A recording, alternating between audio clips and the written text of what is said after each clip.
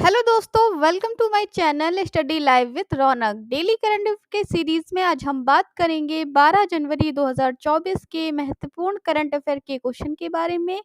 जितने भी आज के करंट अफेयर के क्वेश्चन बन सकते हैं सभी को हम सॉल्व करेंगे। साथ ही साथ प्रत्येक क्वेश्चन से जुड़े जो महत्वपूर्ण बिंदु होते हैं उन पर भी चर्चा करेंगे। तो चलिए शुरुआत करेंगे। शुरुआत करने से पहले छोटी सी रिक्वेस्ट है आपसे, चैनल पे नए हैं अभी तक चैनल को सब्सक्राइब नहीं किया है तो पहले चैनल को सब्सक्राइब कर लीजिए और बेल आइकन को दबा दीजिए, जिससे आपको वीडियो का नोटिफिकेशन टाइम से मिल जाए और आप वीडियो को देख सकें। तो पहला प्रश्न है आज का, स्वच्छता सर्वेक्षण 2023 में 1 लाख से अधिक आबादी की कैटेगरी में सबसे स्वच्छ शहर का पुरस्कार किसे मिला है? ऑप्शन में है इंदौर और सूरत, सूरत और पटना, इंदौर और भोपाल या भोपाल और सूरत। तो आपका राइट आंसर है यहाँ पर ऑप्शन नंबर ए, इंदौर और सूरत। ठीक है, इंदौर और सूरत को कैटेगरी की सबसे स्वच्छ शहर का पुरस्कार मिला है 1 लाख से अधिक की आबादी की कैटेगरी में। महत्वपूर्ण बिंदु देखेंगे। स्वच्छता स्वच्छ सर्वेक्षण 2023 में 1 लाख से अधिक आबादी की श्रेणी में इंदौर और सूरत, सूरत जो है ये गुजरात में पड़ता है और इंदौर आपका मध्य प्रदेश में। तो ये देश के सबसे स्वच्छ शहर का पुरस्कार इन्हें मिला है। और इंदौर की बात करें तो इंदौर को लगातार 7वीं बार यह पुरस्कार मिला है। इस कैटेगरी में नवी मुंबई को तीसरा स्थान मिला है। ठीक है, तीसरा स्थान किसे मिला है? नवी मुंबई को। वहीं राष्ट्रपति द्रौपदी मुर्मू ने नई दिल्ली के भारत मंडपम में स्वच्छ सर्वेक्षण 2023 पुरस्कार प्रदान किए थे। ठीक है, किसके द्वारा? राष्ट्रपति द्रौपदी मुर्मू के द्वारा नई दिल्ली के भारत मंडपम में ये पुरस्कार प्रदान किए गए थे, जिसमें इंदौर को लगातार 7वीं बार यह पुरस्कार प्राप्त हुआ है। चलिए आगे बढ़ेंगे, अगला प्रश्न लेंगे। और अगला प्रश्न है, लगातार चौथी बार बांग्लादेश के प्रधानमंत्री के रूप में कौन शपथ लेगा? डॉक्टर अब्दुल रज्जाक, फरुखुद्दीन अहमद, शेख हसीना या खालिदा जिया। तो राइट आंसर यहाँ पे बन रहा है आपका option number C, Sheikh Hasina. ठीक है, बांग्लादेश के प्रधानमंत्री के रूप में लगातार चौथी बार जो शपथ लेने वाली है वो है आपकी शेख हसीना। शेख हसीना जो है वो बांग्लादेश के प्रधानमंत्री फिर से नियुक्त की गई हैं। महत्वपूर्ण बिंदु देखेंगे। अवामी लीग की अध्यक्ष शेख हसीना लगातार चौथी बार बांग्लादेश के प्रधानमंत्री के रूप में शपथ लेंगी। बांग्लादेश के राष्ट्रपति ढाका के नए प्रधानमंत्री को शपथ दिलाएंगे। ठीक है, कहाँ पर शपथ दिलाई जाएगी? राष्ट्रपति ढाका, बांग्लादेश की जो राजधानी है ढाका में, वहां नए प्रधानमंत्री को शपथ दिलाएंगे बांग्लादेश के राष्ट्रपति। साथ ही 25 मंत्रियों और 11 राज्य मंत्रियों को भी शपथ लेने की संभावना है। हाल ही में संपन्न हुए चुनावों में अवामी लीग ने जबरदस्त जीत हासिल की थी। चलिए नेक्स्ट क्वेश्चन लेंगे। और अगले प्रश्न है आपका, जाग्रेब ओपन 2024 कुश्ती टूर्नामेंट में किस भारतीय ने 57 किलोग्राम कैटेगरी में गोल्ड मेडल जीता है? यश तुषार, अमन सहरावत, दीपक पुनिया, विजय कुमार। तो आपका राइट आंसर है जाग्रेब ओपन 2024 का जो कुश्ती टूर्नामेंट है उसमें अमन सहरावत के द्वारा 57 किलोग्राम कैटेगरी में गोल्ड मेडल जीता गया है। महत्वपूर्ण बिंदु देखेंगे। मौजूदा एशियाई चैंपियनशिप अमन सहरावत ने क्रोएशिया में जाग्रेब ओपन 2024 कुश्ती टूर्नामेंट में पुरुषों के 57 केजी में स्वर्ण पदक जीता है। रैंकिंग सीरीज के इस संस्करण में भारत का यह पहला पदक था। ठीक है, कौन सा पदक है? भारत का पहला स्वर्ण पदक है। वहीं टूर्नामेंट के फ्री स्टाइल कैटेगरी के पुरुषों में 97 केजी और 125 केजी भार वर्ग में क्रमशः विक्की और सुमित प्रतिस्पर्धा करेंगे। ठीक है, चलिए नेक्स्ट क्वेश्चन पे चलेंगे। अगले प्रश्न है आपका, संसद का बजट सत्र इस महीने की किस तारीख से शुरू हो रहा है? 28 जनवरी, 29 जनवरी, 30 जनवरी या 31 जनवरी। तो आपका राइट आंसर बन रहा है यहाँ पर ऑप्शन नंबर डी, 31 जनवरी। ठीक है, संसद का जो बजट सत्र है वो इस महीने की 31 जनवरी से शुरू हो रहा है। महत्वपूर्ण बिंदु देखेंगे। संसद का बजट सत्र इस महीने की 31 जनवरी 2024 को शुरू हो रहा है। वित्त मंत्री निर्मला सीतारमण 1 फरवरी को अंतरिम बजट पेश करेंगी। कब बजट पेश किया जाएगा? 1 फरवरी को अंतरिम बजट पेश करेंगी। सत्र की शुरुआत संसद के दोनों सदनों की संयुक्त बैठक में राष्ट्रपति द्रौपदी मुर्मू के संबोधन से होगी और इस सत्र की उम्मीद 9 फरवरी तक चलने की है, ठीक है? इस सत्र के 9 फरवरी तक चलने की उम्मीद है। कब से? 1 फरवरी को ये अंतरिम बजट पेश होगा और ये जो सत्र है वो 9 फरवरी तक चलेगा। चलिए अगला क्वेश्चन लेंगे। नेक्स्ट क्वेश्चन है आपका, अंतर्राष्ट्रीय हॉकी महासंघ ने हॉकी टूर्नामेंट के प्रयास प्रसारण के लिए किसके साथ समझौता किया है? डिज्नी हॉटस्टार, वाईकॉम 18, दूरदर्शन या अमेजन प्राइम? तो आपका राइट आंसर है यहाँ पर ऑप्शन नंबर बी, वाईकॉम 18। ठीक है, कौन सा आंसर है आपका? ऑप्शन नंबर बी, वाईकॉम 18 ने हॉकी टूर्नामेंट के प्रसारण के लिए समझौता किया है एफआईएच यानी अंतर्राष्ट्रीय हॉकी महासंघ के साथ। महत्वपूर्ण बिंदु देखेंगे। अंतर्राष्ट्रीय हॉकी महासंघ एफआईएच ने हाल ही में प्रमुख टूर्नामेंट के प्रसारण के लिए वाईकॉम 18 के साथ 4 साल का समझौता किया है। कितने साल का? 4 साल का समझौता किया है।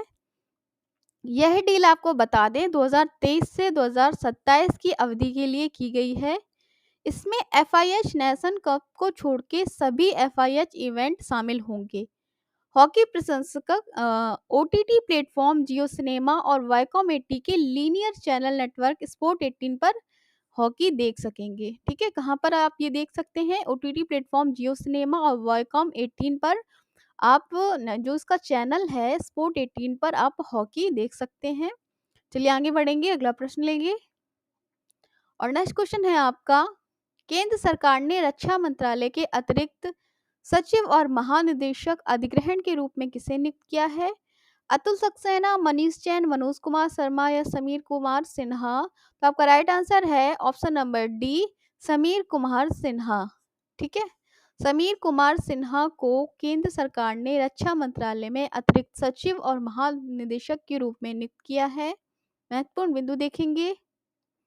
केंद्र सरकार ने हाल ही में वरिष्ठ आईएएस अधिकारी समीर कुमार सिन्हा को रक्षा मंत्रालय में अतिरिक्त सचिव और महानिदेशक के रूप में नियुक्त किया है। ये 1994 बैच के आईएएस अधिकारी हैं। ठीक है, कब के हैं ये? 1994 बैच के आईएएस अधिकारी हैं और वर्तमान में अपने असम और मेघालय कैडर में कार्यरत हैं। कहाँ पर हैं अभी वर्तमान में? असम और मेघालय कैडर में कार्यरत हैं। वहीं संजीव कुमार जिंदल जो वर्तमान में गृह मंत्रालय में संयुक्त सचिव हैं, अब अतिरिक्त सचिव होंगे। ठीक है, संजीव कुमार जिंदल को अतिरिक्त सचिव का पदभार ग्रहण किया है। वहीं महानिदेशक और सचिव का कार्य जो है वो समीर कुमार सिन्हा ने संभाला है। चलिए आगे बढ़ेंगे, नेक्स्ट क्वेश्चन पे चलते हैं। और अगला क्वेश्चन है आपका, भारतीय नौसेना का बहुराष्ट्रीय अभ्यास मिलन 24 का आयोजन कहाँ किया जाएगा? विशाखापट्टनम, कोच्चि, चेन्नई या मुंबई? तो आपका राइट आंसर है ऑप्शन नंबर है विशाखापट्टनम। ठीक है, भारतीय नौसेना का बहुराष्ट्रीय अभ्यास मिलन 24 का जो आयोजन है वो आपका कहाँ पर हो रहा है? विशाखापट्टनम में आयोजन किया जा रहा है। कब से कब तक होगा इसका आयोजन? तो 19 से 27 फरवरी 2024 तक विशाखापट्टनम में मिलन 24 का आयोजन किया जाएगा। इससे पहले इस अभ्यास का जो 11वें संस्करण की बात करें तो फरवरी मार्च 2022 में पूर्वी नौसेना कमान के तहत विशाखापट्टनम में ही आयोजित किया गया था इसका 11वां संस्करण। मिलन एक द्विवार्षिक बहुराष्ट्रीय नौसैनिक अभ्यास है। ठीक है, 2 साल में होने वाला है, ये बहुराष्ट्रीय नौसैनिक अभ्यास है जो 1995 में लुक ईस्ट पॉलिसी, ठीक है, लुक ईस्ट पॉलिसी यानी पूर्व की ओर देखो के तहत 4 देशों इंडोनेशिया, सिंगापुर, श्रीलंका, थाईलैंड की भागीदारी के साथ शुरू हुआ था। कब से? 1995 से स्टार्ट हुआ था और अब तक का यह 2022 में इसका 11वां संस्करण हुआ था और अब ये 12वां संस्करण 2024 में हो रहा है। कब से स्टार्ट होगा ये? 19 से 27 फरवरी 2024 तक विशाखापट्टनम में ही इसका आयोजन किया जाएगा। ठीक है, चलिए आगे बढ़ेंगे, अगला प्रश्न लेंगे। और अगला प्रश्न है, हाल ही में किस कंपनी ने 1 लाख भारतीय डेवलपर्स को कौशल प्रदान करने के लिए एआई ओडिसी प्रोग्राम लॉन्च किया है? फेसबुक, गूगल, जियो या माइक्रोसॉफ्ट? तो आपका राइट आंसर बन रहा है यहाँ पर ऑप्शन नंबर डी, माइक्रोसॉफ्ट। ठीक है, माइक्रोसॉफ्ट के द्वारा हाल ही में भारतीय डेवलपर को कौशल प्रदान करने के लिए एआई द्वारा एक ओडिसी प्रोग्राम को लॉन्च किया गया है। ठीक है, ऑप्शन नंबर डी आपका राइट है, माइक्रोसॉफ्ट। चलिए आगे बढ़ेंगे, अगला प्रश्न है आपका, हाल ही में किस देश ने भारत के साथ ग्रीन फ्यूल्स अलायंस लॉन्च किया है? जापान, चीन, ऑस्ट्रेलिया या डेनमार्क? तो आपका राइट आंसर है ऑप्शन नंबर डी, डेनमार्क। हाल ही में भारत ने डेनमार्क के साथ ग्रीन फ्यूल्स अलायंस लॉन्च किया है। महत्वपूर्ण बिंदु देखेंगे। डेनमार्क सरकार ने ग्रीन फ्यूल्स अलायंस इंडिया यानी जीएफएआई की लॉन्च की घोषणा की है, जो कि एक रणनीतिक पहल है जिसका उद्देश्य स्थायी ऊर्जा समाधान क्षेत्र में डेनमार्क और भारत के बीच सहयोग को आगे बढ़ाना है। यह नई साझेदारी स्वच्छ हाइड्रोजन जैसे हरित ईंधन के विकास को बढ़ावा देने के साथ साथ दोनों देशों के कार्बन तटस्थता को पहुंचने में अपने साझा लक्ष्य को आगे बढ़ाने में भी मदद करेगी। ठीक है, तो भारत और डेनमार्क के मध्य हुआ है green fuels alliance India launch. Next question पे चलेंगे। अगला क्वेश्चन है आपका, किस कंपनी ने भारतीय नौसेना को पहला स्वदेशी medium altitude long endurance drone सौंपा है? ठीक है, भारतीय नौसेना का पहला स्वदेशी है ये medium altitude long endurance drone किस कंपनी के द्वारा सौंपा गया है? टाटा, जियो, जीएसडब्ल्यू या अडानी ग्रुप? आपका राइट आंसर बन रहा है ऑप्शन नंबर डी। ठीक है, अडानी ग्रुप के द्वारा ये ड्रोन जो है वो भारतीय नौसेना को पहला स्वदेशी ड्रोन सौंपा गया है। ठीक है, किसके द्वारा? अडानी ग्रुप के द्वारा पहला स्वदेशी ड्रोन जो है वो भारतीय नौसेना को सौंपा गया है अडानी ग्रुप के द्वारा। ऑप्शन नंबर डी आपका यहाँ पर राइट है। आगे बढ़ेंगे, अगला क्वेश्चन लेंगे।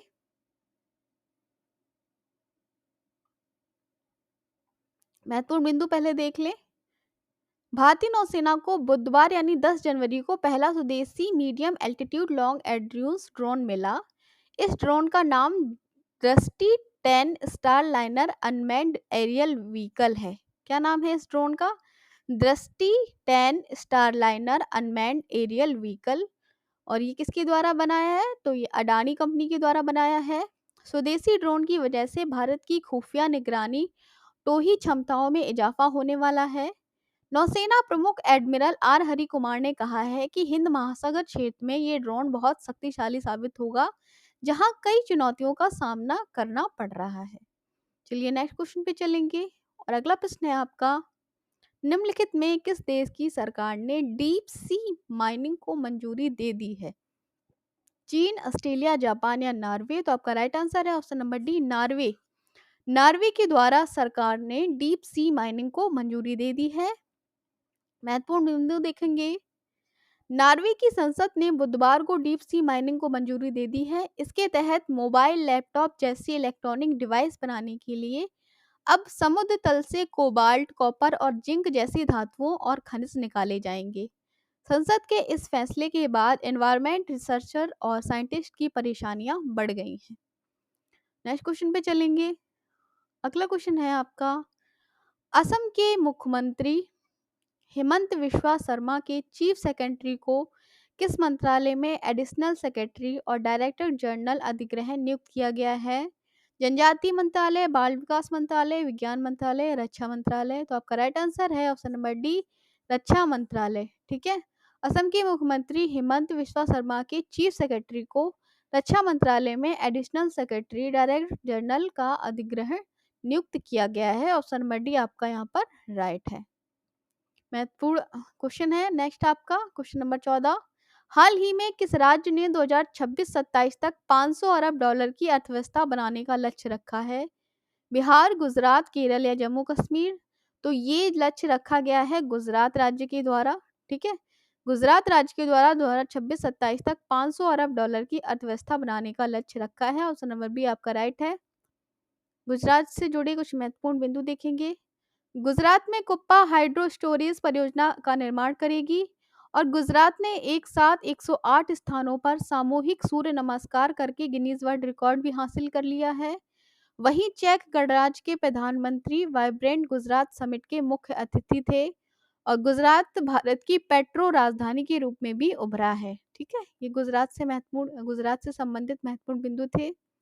और अगला और आखिरी प्रश्न है ये आपका, हाल ही में किसने यूनाइटेड कप 2024 का खिताब जीता है? जर्मनी, सिंगापुर, कनाडा या साउथ अफ्रीका? तो इसका राइट आंसर बन रहा है ऑप्शन नंबर ए, हाल ही में जर्मनी के द्वारा यूनाइटेड कप 2024 का खिताब जीता गया है। ठीक है, किसके द्वारा? जर्मनी के द्वारा यूनाइटेड कप 2024 का खिताब जीता गया है। ऑप्शन नंबर ए आपका राइट है। तो ये थे आज के यानी 12 जनवरी के महत्वपूर्ण करंट अफेयर के क्वेश्चन। एक क्वेश्चन और आज का बन रहा था कि आज कौन सा दिवस है? तो आज आपको बता दें, आज आपका है राष्ट्रीय युवा दिवस। ठीक है, आज 12 जनवरी यानी 12 जनवरी को राष्ट्रीय युवा दिवस मनाते हैं। और किसकी जयंती पे मनाते हैं ये आप लोग मुझे कमेंट ज़रूर करिएगा कि आज राष्ट्रीय युवा दिवस जो है वो किसकी जयंती के उपलक्ष्य में मनाया जाता है। जिसको भी ये पता है वो ज़रूर कमेंट करिएगा। तो हम मिलेंगे फिर आपसे एक नई वीडियो के साथ। तब तक के लिए नमस्कार, good bye and take care.